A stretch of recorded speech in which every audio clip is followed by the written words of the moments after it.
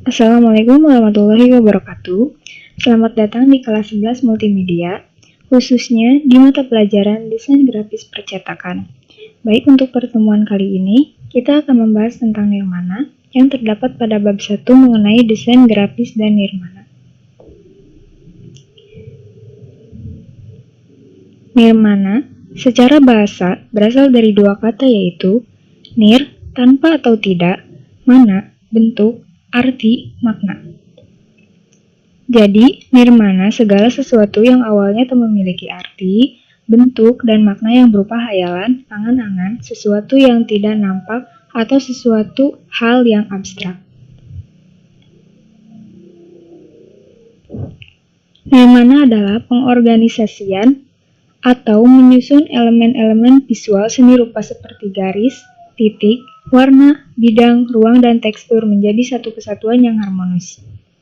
Nirmana juga dapat diartikan sebagai hasil dari angan-angan dalam bentuk dwimatra, nirmana datar atau dua dimensi, dan trimatra, nirmana ruang atau tiga dimensi yang harus mempunyai nilai keindahan.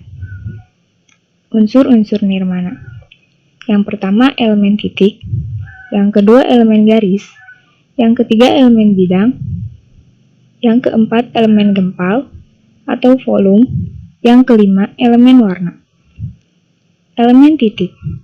Elemen titik merupakan suatu bentuk kecil yang tidak mempunyai dimensi. Dari sebuah titik dapat dikembangkan menjadi garis atau bidang, sebuah titik, dan berhenti pada sebuah titik. Secara umum, bentuk diartikan titik karena ukurannya yang kecil. Bundaran yang sederhana, mampat, tak bersudut, dan tanpa arah sering disebut dengan raut titik. Titik dapat juga beraut bujur sangkar, segitiga, dan lain sebagainya. Raut titik tergantung alat penyentuh yang digunakan atau tergantung benda yang dibayangkan sebagai titik. Elemen garis.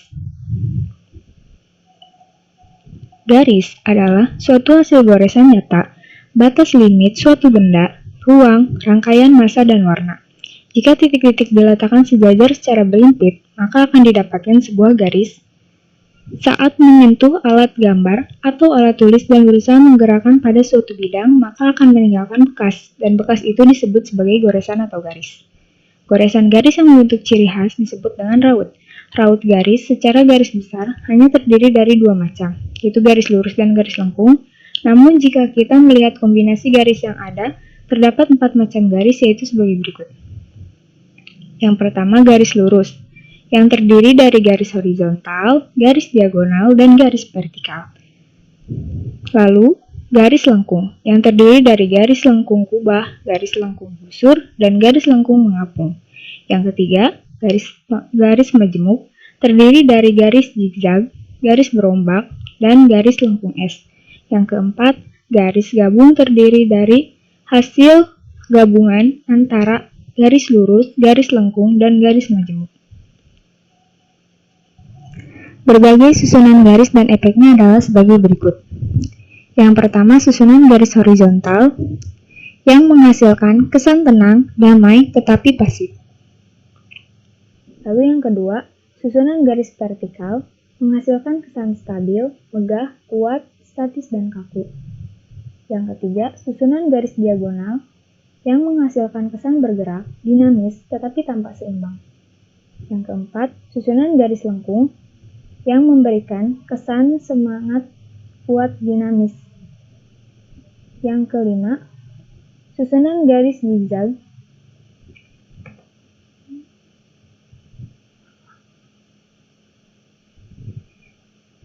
Berbagai susunan garis dan efeknya adalah sebagai berikut.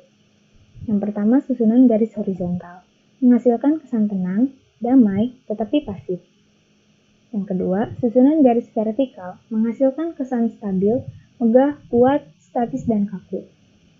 Yang ketiga, susunan garis diagonal menghasilkan kesan bergerak dinamis, tetapi tanpa seimbang.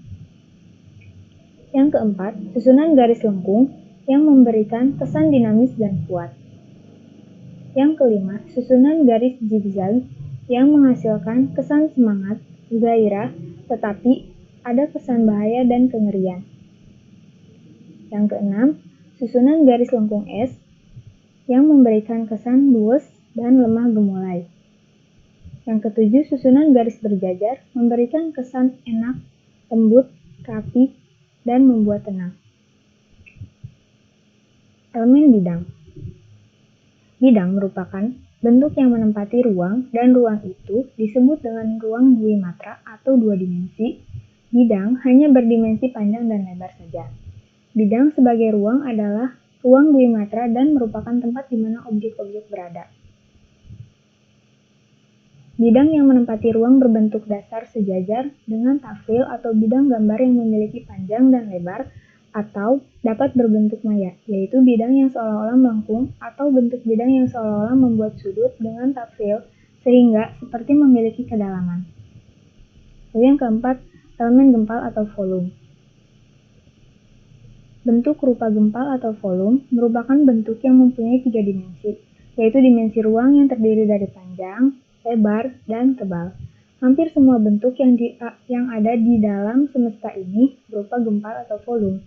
Misalnya kain yang tipis tetap mempunyai ketebalan meskipun sangat tipis.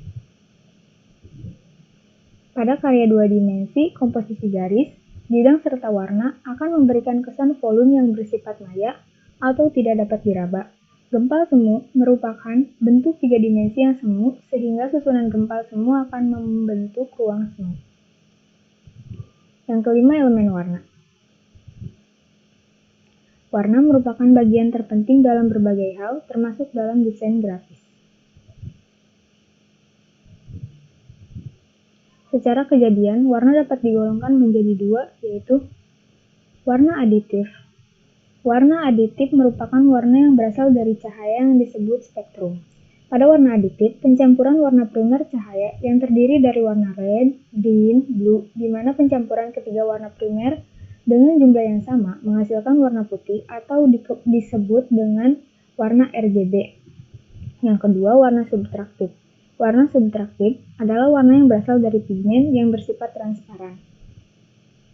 Warna pokok subtraktif cyan, magenta, yellow dalam komputer disebut warna model CMY atau dikenal dengan CMYK.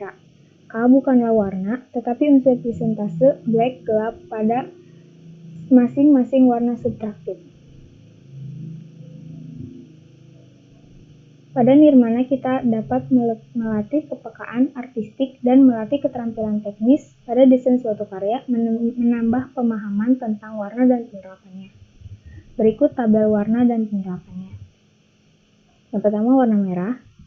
Artinya yaitu cepat, energi, gairah, marah, berani, bahaya, positif, agresif, merangsang, dan panas.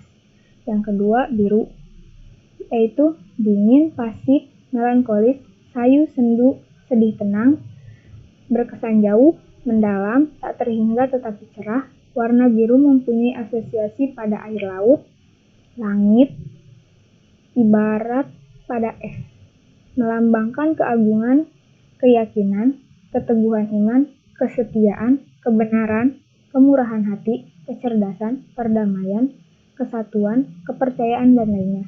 Yang ketiga, kuning, keadaan terang dan hangat, gembira, ramah, supel, riang, dan cerah. Yang selanjutnya, energi dan keceriaan, kejayaan, kemegahan, kemuliaan, dan kekuatan. Baik, terima kasih. Sekian dari saya. Wassalamualaikum warahmatullahi wabarakatuh.